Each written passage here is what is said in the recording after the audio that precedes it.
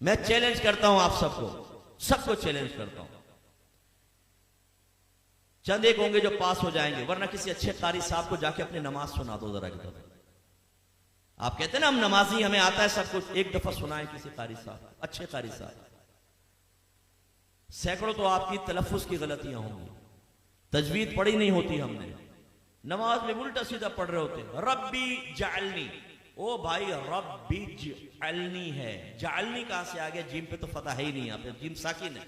रब्बी जालनी, सुब्हानक अल्लाहुम्मा, कल्ला नहीं है, सुब्हानक अल्लाहुम्मा, थोड़ा उठाना होता है ताकि अलिफ मद्दा पूरा बने। खड़ा ज़बर है, अलिफ मद्दा के बराबर खींचना है इसको, दो हरकत के बराबर। सुब्हानक अल्लाहुम्मा वत्तबारक अस्मुका, वत्तबारक, ओ भाई वत्ता नहीं है, वत्तबारक अस्मुका।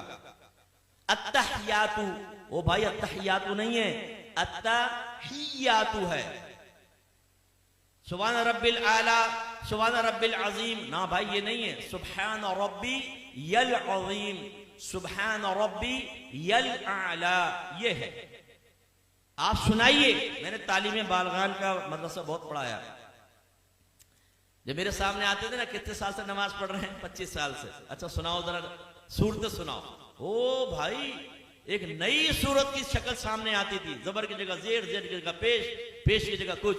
मैं आपसे गुजारिश करता हूं, मैं आपको हकीर नहीं समझ रहा हूं, आपकी तहकीर बयान करना मकसूद नहीं, खुदा की कसम ख्वाब गफलत से जगाना मकसूद है।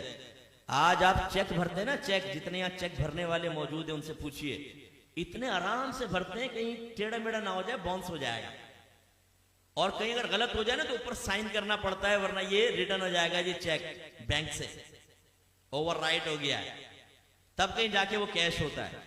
लेकिन जब नमाज पढ़ते तो समझते हैं बहुत बड़ा हमने अल्लाह पर एहसान किया है। बात तो पढ़ते ही नहीं, खैर जो पढ़ते हैं बहुत बड़ा एहसान किया है, अब पढ़ी बस अल्लाह कबूल फरमाएगा।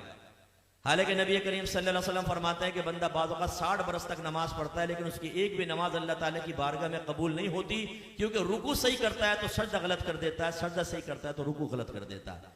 एक रिवायत में फरमाया, बाज नमाजी ऐसे हैं कि मस्जिद के दरवाजे से बाहर नहीं निकलने पाते कि उनकी नमाज पुराने कपड़े की तरह लपेट के उसके मुंह पे मार दी जाती है।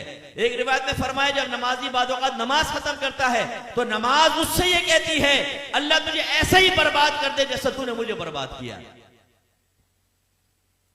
उसमें वो खास तौर पे सुपरमैन नौजवान यहां बैठे हुए ना, जब नमाज पढ़ने खड़े होते हैं, रुकू सजदा, एकदम सीधे खड़े हो गए, रुकू सजदा, अभी हमारी अल्हम्द आदि भी नहीं होती, 2 रकातें खत्म कर लेता, और जब ये सलाम फेरा, गलती बाहर।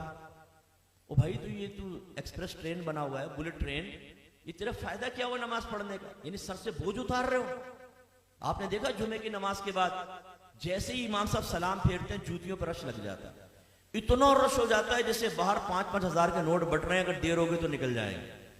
जूतियां ढूंढने में 15 मिनट वहां लगा देंगे, मस्जिद में नहीं बैठेंगे, ना सुनन पढ़ेंगे ना नवाफिल पढ़ेंगे आगे के, और बाहर निकल के फिर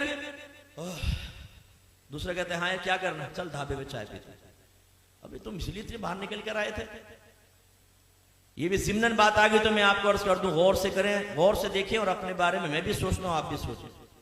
नबी करीम सल्लल्लाहु अलैहि वसल्लम फरमाते हैं कि मस्जिद की और मोमिन की मिसाल ऐसी है जैसे मछली और दरिया, कि अगर मछली को दरिया से बाहर निकालें तो वो उस वक्त तक चैन से नहीं बैठती जब तक दोबारा दरिया में ना आ जाए।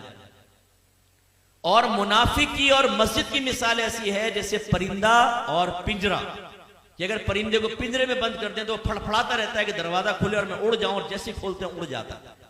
अपने बारे में हम सबको गौर करना चाहिए, हम में मोमिनाना सिफत है या मुनाफिकाना सिफत है। इमाम साहब सलाम फेरते हैं, दुआ भी नहीं मांगते, ये बस इमाम साहब ने सलाम फेरा फौरन उठ के बाहर, जूती लेके बाहर। करना क्या है? दोस्तों के साथ बैठ के गंदी लड़कियों की बातें करनी। हालांकि नबी करीम सल्लल्लाहु अलैहि वसल्लम ने फरमाया कि जब कोई नमाज पढ़ के अपनी जगह बैठा रहे और जानबूझ के अपना वुजू ना तोड़े तो फरिश्ते उसके लिए दुआए बख्शिश और मग़फ़िरत करते रहते हैं जब तक कि वो उठ ना जाए। इसलिए आले सुन्नत का ये जो है ना कि नमाज के बाद दुआ, इसमें बड़ी हिकमत है। बाज लोग जैसे सलाम फेरते हैं, आप देखें बाज मकातिब फिक्र वाले उठ के चले जाते हैं, कहते हैं दुआ कहां साबित है? ओ भाई, जब नबी करीम ने दुआ की तलकीन फरमा दी तो बस ये जिस टाइम भी आप दुआ मांगेंगे उसी हुक्म हदीस पर या हुक्म रसूल पर अमल की सूरत बनेगी। और इसमें फायदा क्या है, जब आप बैठ के दुआ मांगते हैं, जितनी देर बैठे रहेंगे फरिश्ते भी दुआएं बख्शिश और मगफिरत करते रहेंगे। लेकिन जो फौरन सलाम फेरते उठ के चला जाएगा, जैसे ही खड़ा होगा फरिश्तों की दुआएं मगफिरत मुनक़ते हो जाएगी। तो ये हमारा हाल है।